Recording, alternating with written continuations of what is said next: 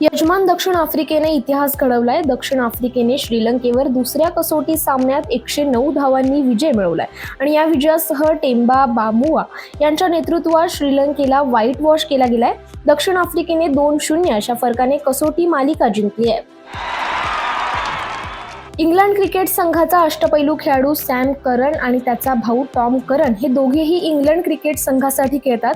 दोन्ही भावांनी इंग्लंड क्रिकेटसाठी खेळताना उत्कृष्ट कामगिरी केली आहे। याच दरम्यान आता या दोघांचा दुसरा भाऊ बेन करन हा दुसऱ्या देशाकडून क्रिकेट खेळताना दिसणार आहे। बेन करनचे आंतरराष्ट्रीय क्रिकेट खेळणाऱ्या संघांमध्ये निवड करण्यात आली आहे। अफगाणिस्तान विरुद्धच्या मालिकेसाठी त्याची झिम्बाब्वे राष्ट्रीय संघात निवड करण्यात आली आहे।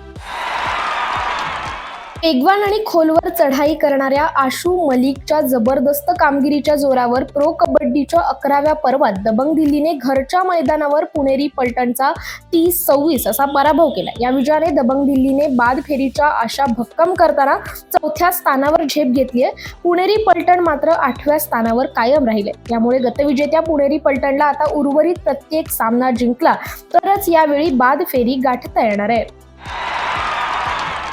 भारत विरुद्ध ऑस्ट्रेलिया यांच्यात पार पडलेल्या बॉर्डर गावस्कर ट्रॉफीमधील दुसऱ्या सामन्यात ऑस्ट्रेलियाने भारतावर 10 विकेट्सने विजय मिळवलाय।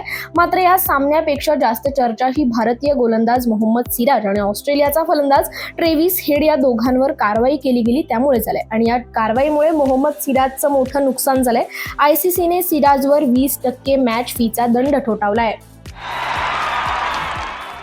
11व्या प्रो कबड्डी लीग स्पर्धेत सुरुवातीपासूनच धडाकेबाज खेळ करणाऱ्या हरियाणा स्टीलर्स संघाने तेलुगू टायटन्स संघाचा 46-25 असा धुव्वा उडवत एकतर्फी विजय मिळवला। मध्यंतराला हरियाणा संघाने 28-9 अशी मोठी आघाडी घेतली होती, तेव्हाच त्यांचा विजय स्पष्ट झाला होता। याआधी हरियाणा स्टीलर्स संघाने अगोदरच्या सामन्यात पाटणा पायरेट्स या बलाढ्य संघावर विजय मिळवला होता। क्लिअर प्रीमियम वॉटर पुरस्कृत टेनिस प्रीमियर लीगच्या 6व्या सीझनमध्ये अंतिम लढतीत हैदराबाद स्ट्रायकर्स संघाने यश मुंबई ईगल्स संघाचा 51-44 असा पराभव करून सलग तिसऱ्यांदा विजेतेपद संपादन केले। हैदराबाद स्ट्रायकर्स संघाकडून Harriet dart, Benjamin block, Vishnu Vardhan यांनी संघाच्या विजयाचा मोलाचा वाटा उचललाय।